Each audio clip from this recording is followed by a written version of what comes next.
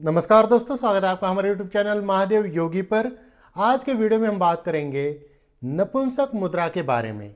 जानेंगे नपुंसक मुद्रा कब करनी चाहिए, किस प्रकार से करनी चाहिए, कितनी देर के लिए करनी चाहिए, किसे करनी चाहिए और किसे नहीं करनी चाहिए।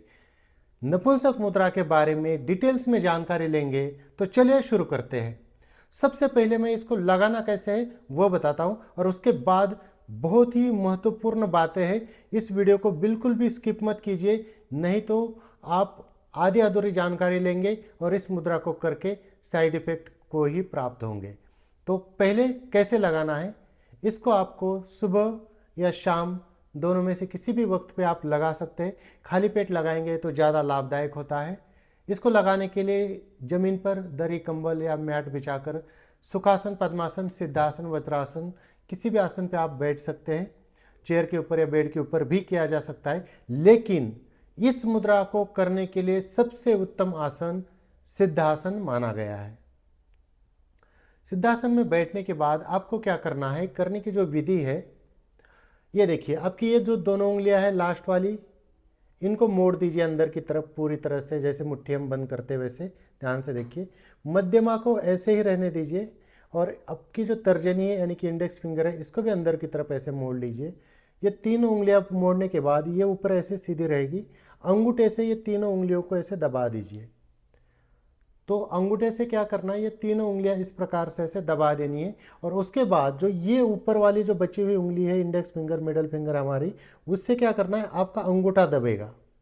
ये देखिए, बहुत सिंपल है। ये लास्ट की दोनों जुड़ी हुई इंडेक्स को और लास्ट वाली को मोड़ना है। इसके ऊपर अंगूठा इस प्रकार से आ जाएगा और इंडेक्स फिंगर से इस अंगूठे को ऐसे दबाना है। और इसको दबाने के बाद इसको रखना है अपने यहाँ पर नी के ऊपर।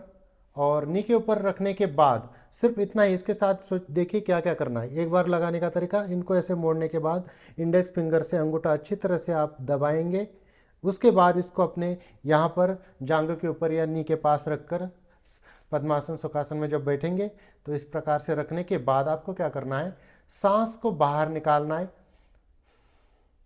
जैसे सांस बाहर निकाली, आपको लगाना है उड्डयन बंद, यानी कि अपने पेट को अंदर की तरफ पूरी तरह से खींच के रखना है। और जैसे उड्डयन बंद लगाएंगे, सांस को बाहर निकालकर सांस को वहीं पर रोकिए थोड़ी देर और फिर लगाइए मूल बंद। रेक्टम मसल, यूरिनरी मसल को ऊपर की तरफ खींच के रखना है आपको। उसके बाद अपनी सांसों को नॉर्मल चलने दीजिए। आपकी सांसें थोड़ी धीमी और छोटी हो जाएगी। मूल बंद आपका लगा हुआ रहेगा, उड्डयन बंद आपका लगा हुआ रहेगा। और इस प्रकार से मुद्रा आप लगा कर रखेंगे। इस मुद्रा का अभ्यास 1 मिनट से लेके धीरे धीरे बढ़ाते जाइए। 5 मिनट, 10 मिनट, 15 मिनट तक भी कर सकते, या साधक की क्षमता के अनुसार वो इस मुद्रा को और भी बढ़ा सकता है। तो ये हो गई इसको करने की विधि। अब सबसे महत्वपूर्ण जानिए कि इस मुद्रा से आपने ये सोचा होगा कि नपुंसक मुद्रा है, इसका मतलब ये नपुंसकता में काम आएगी, या जो जिनको नपुंसकता की समस्या है, काम शक्ति में कमी है, उनको फायदा मिलेगा। लेकिन ऐसा नहीं है, इसका बिल्कुल विपरीत है। इस मुद्रा के अभ्यास से काम शक्ति में कमी आ जाती है, इंसान के अंदर नपुंसकता आने लगती है। इसलिए इस मुद्रा को ज़्यादा मान्यता नहीं है, ज़्यादा प्रचलित नहीं है, इसलिए इस मुद्रा को ज़्यादा लोग करते भी नहीं है।